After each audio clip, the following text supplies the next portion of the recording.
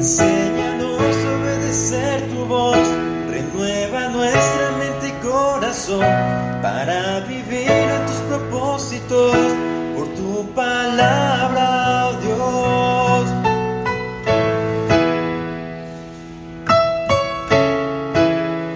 Infalible y poderosa, penetra el duro corazón, sobre todo prevalecerá. Palabra es la verdad. Muy buenos días, Dios les bendiga. Bienvenidos el día de hoy.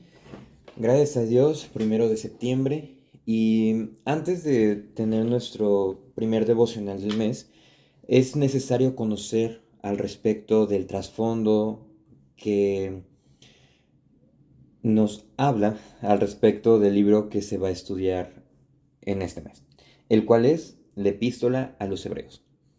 Una invitación que sí les quiero hacer es que a lo largo de este mes podamos estar leyendo la carta a los Hebreos. Son 13 capítulos, se puede leer un capítulo por día, 2 semanas se acaba, o 2 capítulos por día, en una semana se acaba. La cuestión es de que podamos estar leyendo este libro, el cual nos habla de doctrinas muy importantes para la vida cristiana, los cuales fueron muy importantes para el momento en el que se escribió y también son importantes para nuestros días. Es una invitación que les extiendo, que podamos disfrutar de este libro, porque es uno de los libros más complejos que yacen en el Nuevo Testamento. Con la ayuda de Dios vamos a estar leyendo, comentando estos devocionales basados en Hebreos. No vamos a estudiarlos tan a profundidad porque si no un video corto no nos daría tiempo de analizar todo e incluso nos tardaríamos muchos años para poder analizar a profundidad esta carta y aún seguiríamos sin comprender todas las verdades que el Espíritu Santo nos ilumina.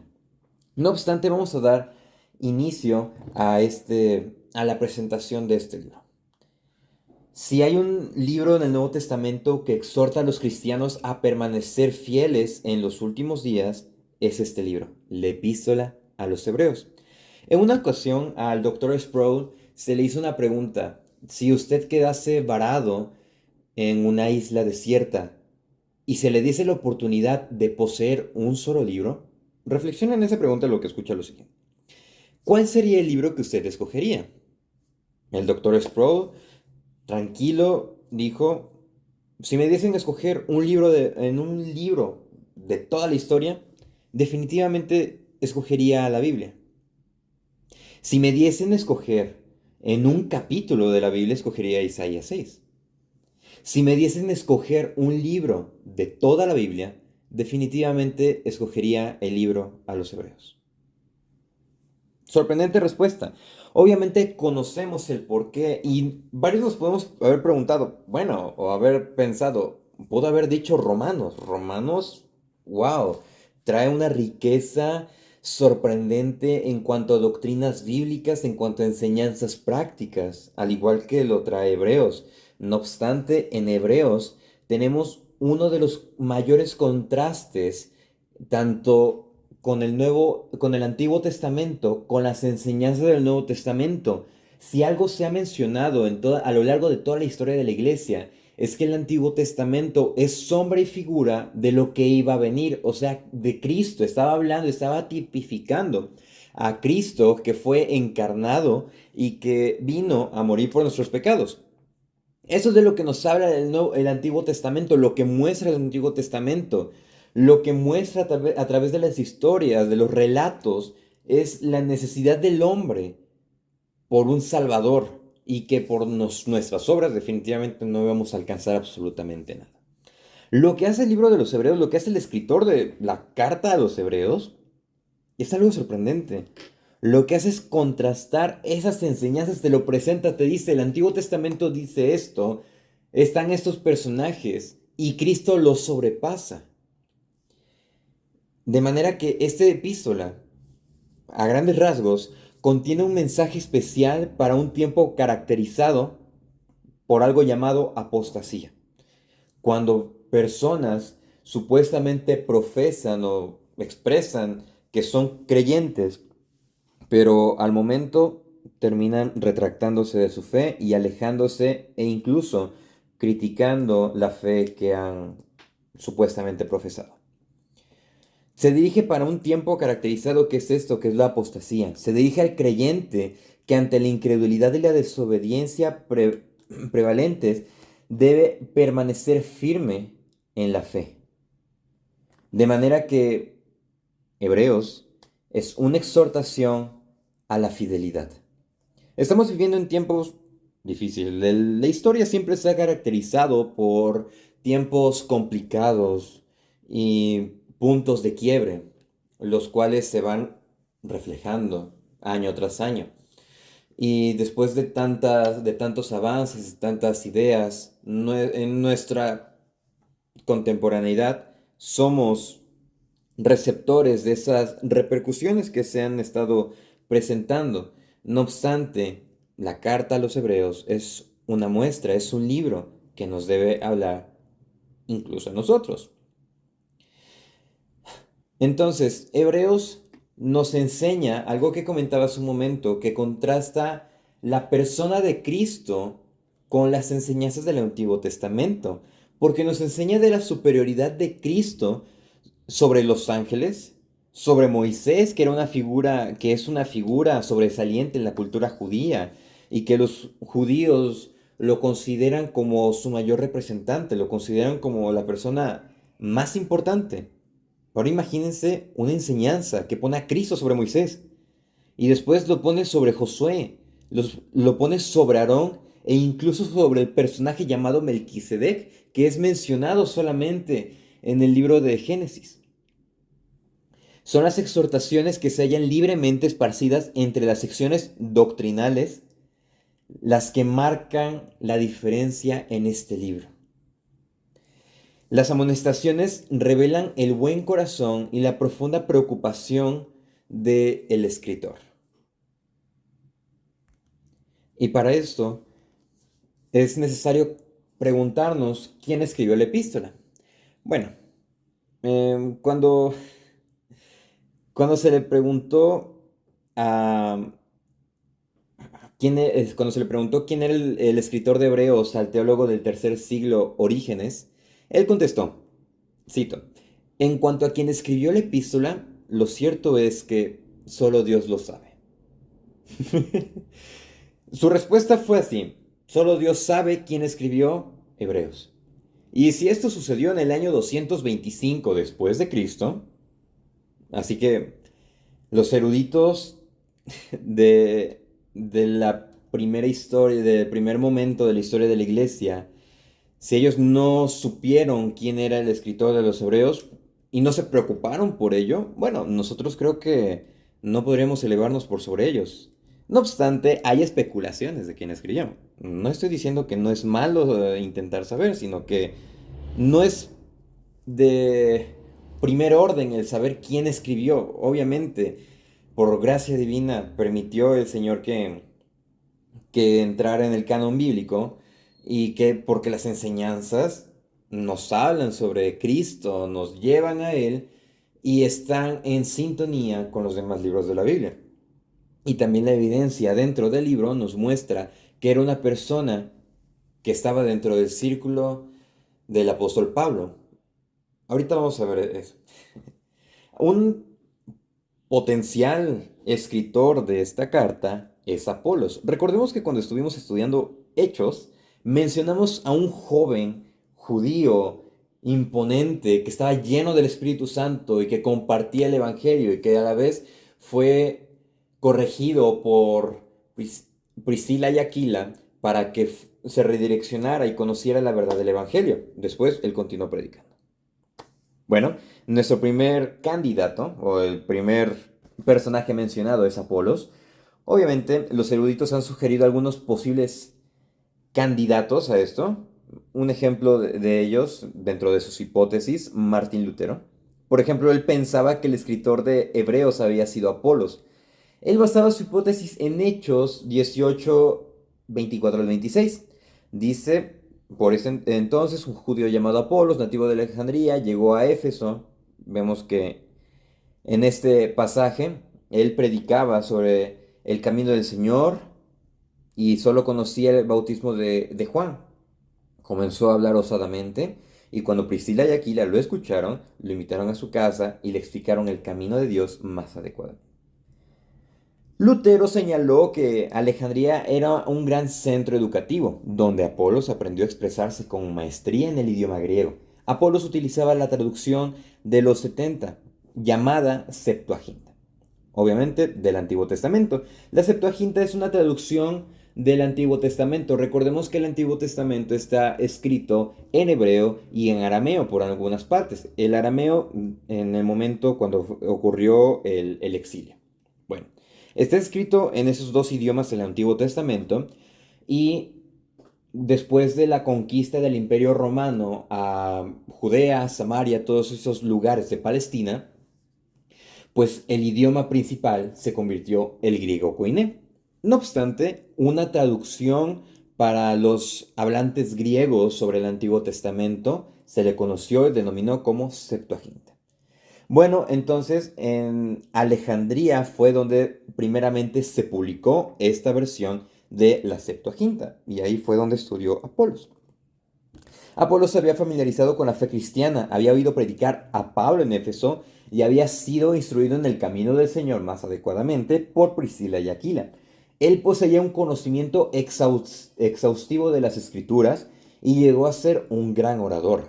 Para Martín Lutero, Apolos era la persona más calificada y cualificada para escribir la epístola a los hebreos. Recordemos que esto nada más son hipótesis, algo que no es comprobado, algo que el Señor en su gran misericordia, cuando lleguemos al cielo, nos va a dar a conocer. No obstante, eh, esto no resuelve tanto, obviamente es muy llamativa esta teoría, esta hipótesis. No obstante, el silencio de los siglos es significativo. Uno esperaría que Clemente de Alejandría, uno de los padres de la iglesia, que vivió por allá del año 200 después de Cristo, dijese algo al respecto, pero él omite el nombre de Apolos. En lugar de ello, Clemente, un teólogo de los primeros siglos, le atribuye el libro a Pablo. Entonces tenemos a nuestro segundo candidato, Pablo. Pablo fue el escritor de Hebreos. Bueno, a través de los siglos, mucha gente ha aceptado a Pablo como escritor de la epístola y de manera personal, yo creo que Pablo lo escribió, aunque no se trata de lo que yo crea, ¿verdad? Continuamos. Desde la primera publicación en inglés de la versión de King James en el año 1611 hasta el presente, muchas personas han tomado literalmente el título, la epístola de Pablo, el apóstol, a los hebreos. Pero en el margen de algunas Biblias de esta versión se dice al lector, paternidad literaria incierta, comúnmente atribuida a Pablo. Entonces, este es una creencia popular que se tiene, pero no es algo confirmado, es algo que se dice, posiblemente él fue quien lo escribió. La incertidumbre en cuanto a que Pablo sea o no el escritor proviene de la diferencia entre las epístolas paulinas, o sea, desde Romanos hasta Filemón, y pues la diferencia de estas con Hebreos. Vemos una clara diferencia en cuanto al lenguaje que se usa en Hebreos. Nada en Hebreos tiene mucha relación, de acuerdo a los estudios, mucha relación en cuanto al estilo, a la terminología e incluso al contenido que tenían las cartas del apóstol Pablo. Por ejemplo, hay cartas que fueron escritas en su primer año. Por ejemplo, Gálatas fue escrita de los primeros años cuando empezó a redactar Pablo por inspiración del Espíritu Santo. E incluso tenemos las cartas que redactó al final, como Colosenses, Filipenses, Filemón y Efesios. Tenemos esas 4 cartas que las redactó en la prisión de Roma en sus últimos años de ministerio.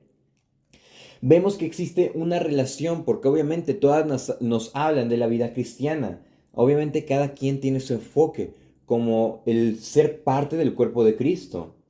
Eso es algo que nos habla Efesios, Filipenses, nos habla sobre la armonía dentro de, nos habla también de la humildad como creyentes, nos habla del gozo en las tribulaciones. Y ni se diga de Filemón, en ese único capítulo nos habla de muchas cosas sobre lo que es el amor sacrificial, el aprender a perdonar y otras enseñanzas muy importantes. Ahora, las doctrinas expresadas en Hebreos no encuentran eco en ninguna de las epístolas de Pablo. No es que Pablo no hable de ellos, sino que no están completamente relacionados como ahorita lo estaba mencionando con las otras cartas. Por lo general, en estas cartas son evidentes las referencias a doctrinas muy generales y también increíblemente específicas. En Hebreos, la doctrina de Cristo y del pacto es muy prominente. Es algo muy, muy importante. El uso de nombres para referirse a Jesús que se encuentran en Hebreos difiere un tanto con el uso que Pablo le da. Ahora, lo más significativo al considerar si Pablo escribió la epístola a los Hebreos se encuentra en Hebreos 2:3. El escritor que se autoincluye en la advertencia respecto a la necesidad de prestar atención a la palabra de Dios dice: esta salvación anunciada primeramente por el Señor nos fue confirmada por los que la oyeron. Entonces, eso nos quiere decir que el autor a los Hebreos no fue uno de los apóstoles y posiblemente no fue Pablo. Yo sigo creyendo que sí, no obstante, la evidencia nos puede decir otra cosa y eso nos puede ayudar a direccionar. El punto es este. Entonces, la secuencia es la siguiente: esta salvación que fue primeramente anunciada por el Señor como uno, después por los que lo oyeron y después nos fue confirmada. Se puede llegar entonces a la conclusión de que el escritor no había oído, perdón, personalmente al Señor, sino que tuvo que aprender de los informes de otros. Obviamente, Pablo, por supuesto, declara, expresa, redacta, inspirado por el Espíritu Santo categóricamente, que no recibió el Evangelio de nadie, sino que de parte del Señor Jesús. Entonces eso puede descartar un poquito. Otro posible candidato es Tertuliano. Perdón, Bernabé.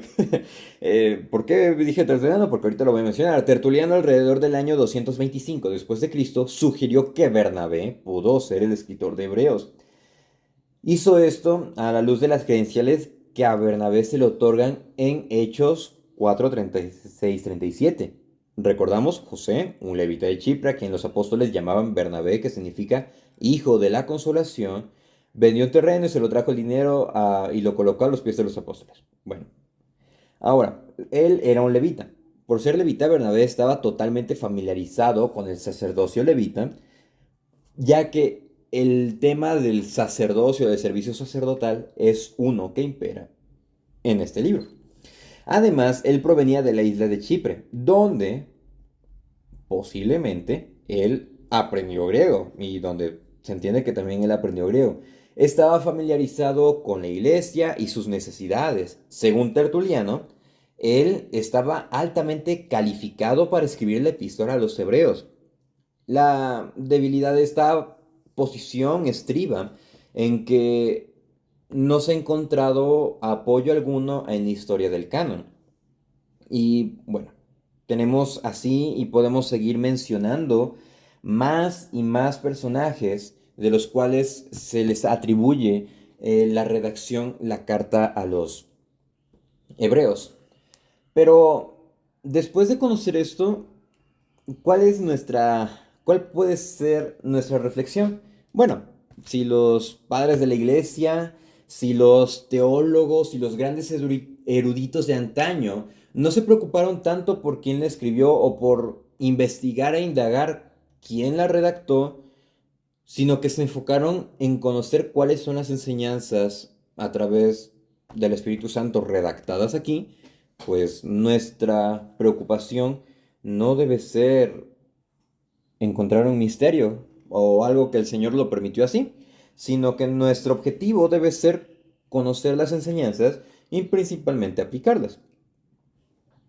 Después preguntamos, ¿cuál es el mensaje de Hebreos? Bueno, una simple ojeada a la epístola de los Hebreos les dice a los lectores que su contenido está apuntalado por numerosas citas del Antiguo Testamento. Aquí es importante, y es por eso la importancia de estar leyendo todos los días nuestra Biblia y también leer el Nuevo Testamento. Generalmente decimos, ok, Génesis está chido porque tiene historias, tiene relatos, enseñanzas prácticas. No obstante, llegamos a la primera parte de Éxodo. Bueno, tenemos la salida, y empieza ahí algo complicado, que son las leyes, las ceremonias. Quizá no para que nosotros digamos, lo voy a aprender, lo voy a seguir, porque eso no aplica para nosotros, porque nuestra salvación es por fe. Y ahora, ¿por qué la importancia de conocer? Porque, como mencionaba al principio, todo esto ejemplifica lo que Cristo vino a cumplir. Entonces, el escritor de Hebreos constantemente exhorta en forma pastoral a los lectores. Y por último, el desarrollo de la parte doctrinal sigue una secuencia muy importante. De manera que él cita el Antiguo Testamento con el fin de reforzar un tema, la autoridad de Cristo. Y también para que nosotros como creyentes, es algo muy común, algo que se ha generalizado o en varios sectores, que dicen, ok, somos salvos por la gracia, somos salvos por Dios, entonces nosotros lo único que necesitamos es el Nuevo Testamento y el Antiguo Testamento lo desecha. Esto no debe ser así. La epístola de los Hebreos nos enseña que nuestra mirada debe estar tanto en el Antiguo como en el Nuevo Testamento, porque las escrituras del Antiguo Testamento son de gran importancia tanto para el escritor como para nosotros. Tal como lo redactó en el capítulo 4, versículo 12, la palabra de Dios es viva y eficaz, más filosa que cualquier espada de dos filos. De manera que dice que la palabra de Dios es viva y eficaz, y lo que está en el Antiguo Testamento también es palabra de Dios. El escritor nos hace unas amonestaciones, hace las amonestaciones, se puede mencionar a grandes rasgos. Por ejemplo, en el capítulo 2 dice, debemos por consiguiente prestar atención. En el capítulo 3 versículo 1 dice, por lo tanto, hermanos santos, fijad vuestros pensamientos en Jesús. En el capítulo 3 versículo 12, tened por tanto cuidado. En el capítulo 4, 1 dice, por lo tanto, tengamos cuidado. Y así, entonces, el llamamiento del escritor llega a los lectores con una repetición constante, pero con el fin de prevenir de algo. El mensaje es claro: guarden la fe, sean obedientes, permanezcan fuertes en la fe, acérquense a Dios, cuiden su salvación. Y eso es algo muy, muy importante, porque tengamos en cuenta esto.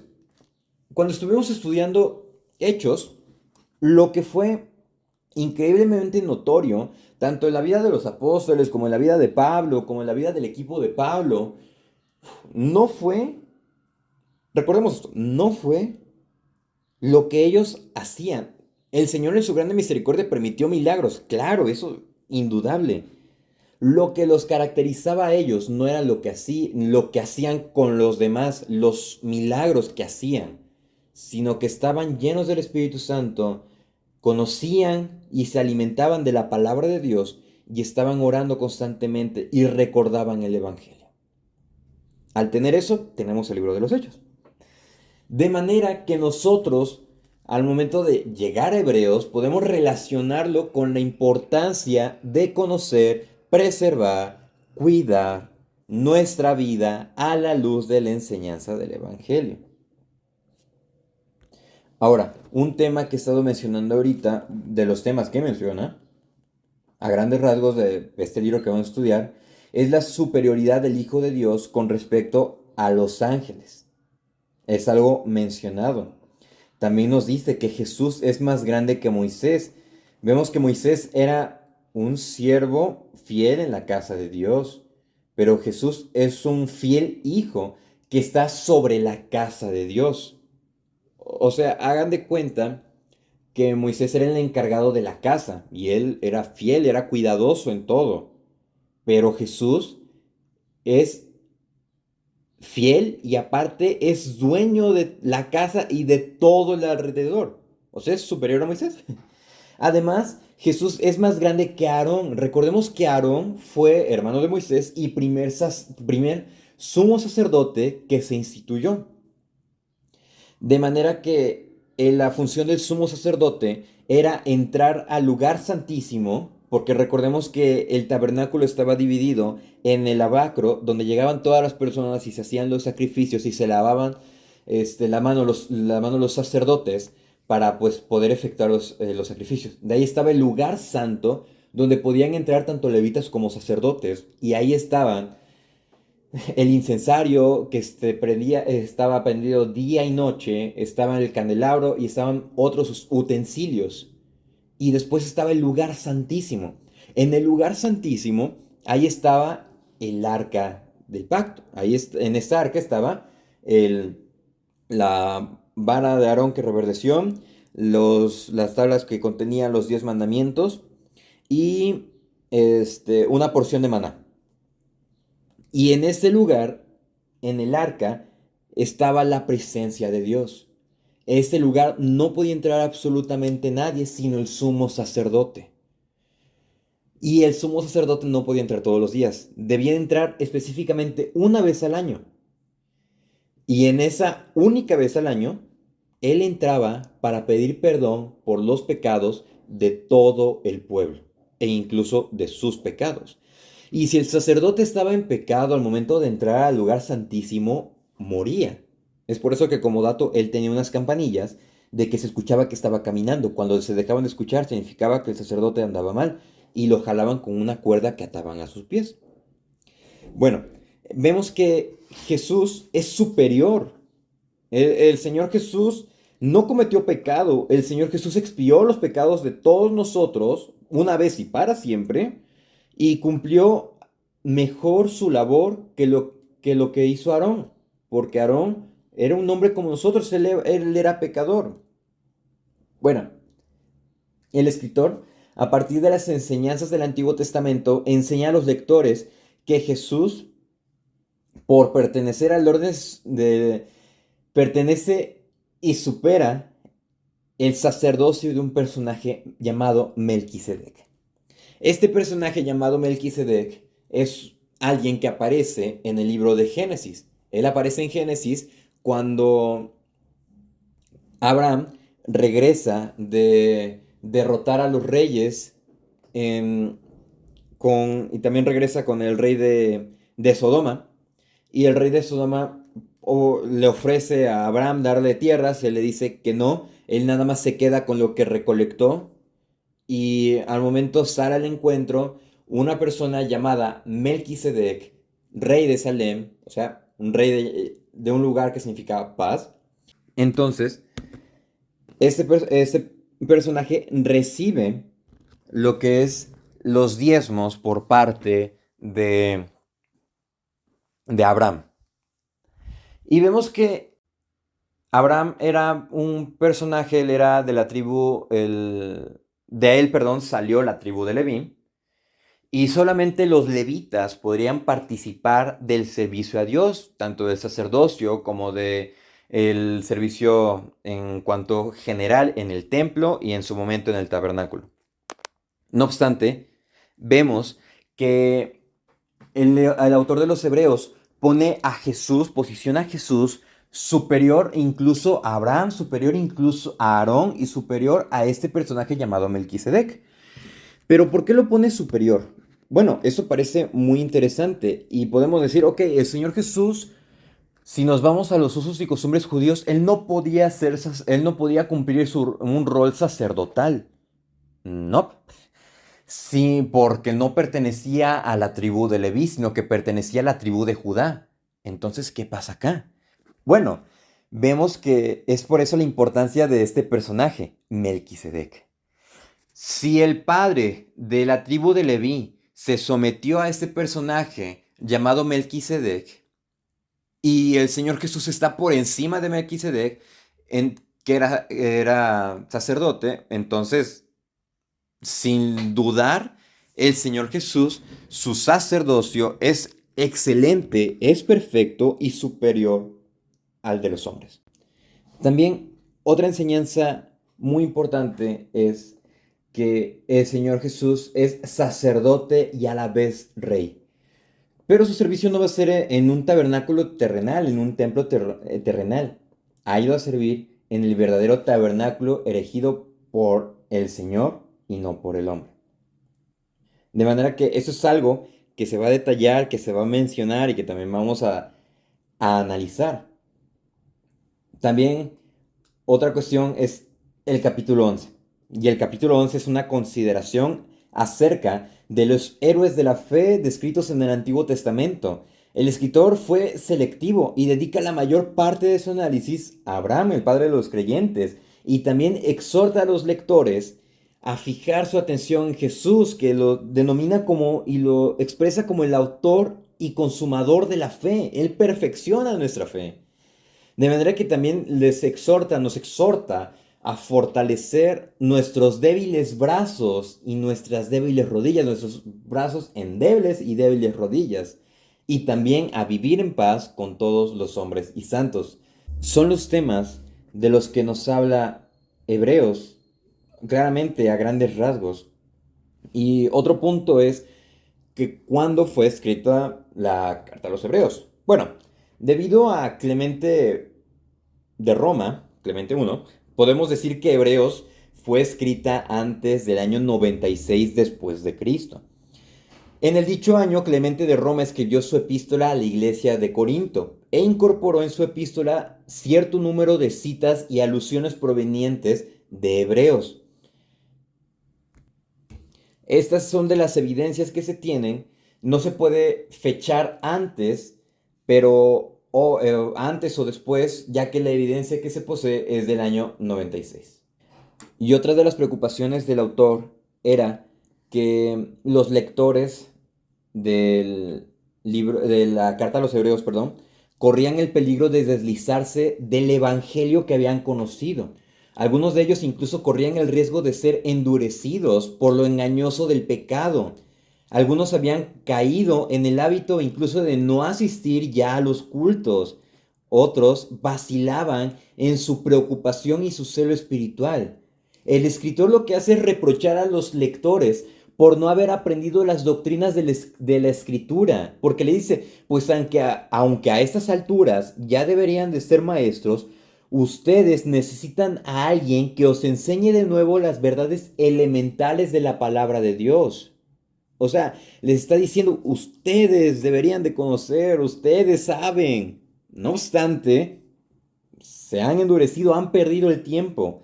Entonces, estas y más preocupaciones son los que nos habla el libro de los Hebreos y son, si nos damos cuenta, son cosas que han estado sucediendo en la iglesia de hoy en día. Veamos rápido los destinatarios. Los destinatarios del epístola a los Hebreos eran cristianos judíos.